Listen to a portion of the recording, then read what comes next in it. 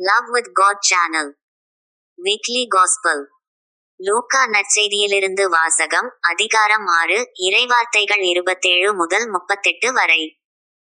நான் சொல்வதை கேட்டுக் கொண்டிருக்கும் உங்களுக்கு கூறுகிறேன், உங்கள் பகைவரிடம் அன்பு கூறுங்கள், உங்களை வெறுப்போருக்கு நன்மை செய்யுங்கள், உங்களைச் சபிப்போருக்கு ஆசி கூறுங்கள், உங்களை இகழ்ந்து பேசுவோருக்காக இறைவனிடம் வேண்டுங்கள். உங்களை ஒரு கன்னத்தில் அறைபவருக்கு மறு கன்னத்தையும் திருப்பிக் காட்டுங்கள். உங்கள் மேலுடையை எடுத்துக் கொள்பவர் உங்கள் அங்கியையும் எடுத்துக்கொள்ள பார்த்தால் அவரை தடுக்காதீர்கள். உங்களிடம் கேட்கும் எவருக்கும் கொடுங்கள். உங்களுடைய பொருள்களை எடுத்துக் கொள்வோரிடமிருந்து அவற்றை திருப்பிக் கேட்காதீர்கள். பிறர் உங்களுக்கு என்ன செய்ய வேண்டும் என்று விரும்புகிறீர்களோ அதையே நீங்களும் அவர்களுக்குச் செய்யுங்கள். உங்களிடம் அன்பு செலுத்துவோரிடமே நீங்கள் அன்பு செலுத்தினால் உங்களுக்கு வரும் நன்மை என்ன? பாவிகளும் தங்களிடம் அன்பு செலுத்துவோரிடம் அன்பு செலுத்துகிறார்களே. உங்களுக்கு நன்மை செய்பவர்களுக்கே நீங்கள் நன்மை செய்தால் உங்களுக்கு வரும் நன்மை என்ன? பாவிகளும் அவ்வாறு செய்கிறார்களே.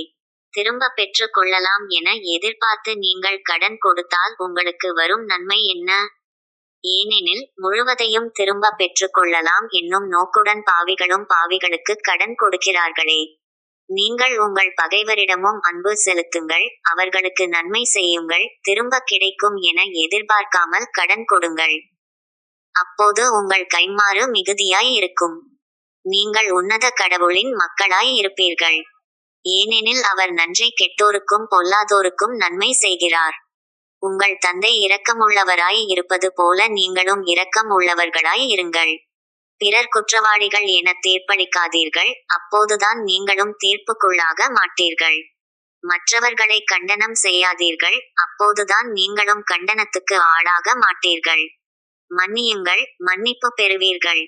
கொடுங்கள், உங்களுக்கு கொடுக்கப்படும். அமுக்கிக் குலுக்கிச் சரிந்து விழும்படி நன்றாய் அளந்து உங்கள் மடியில் போடுவார்கள்.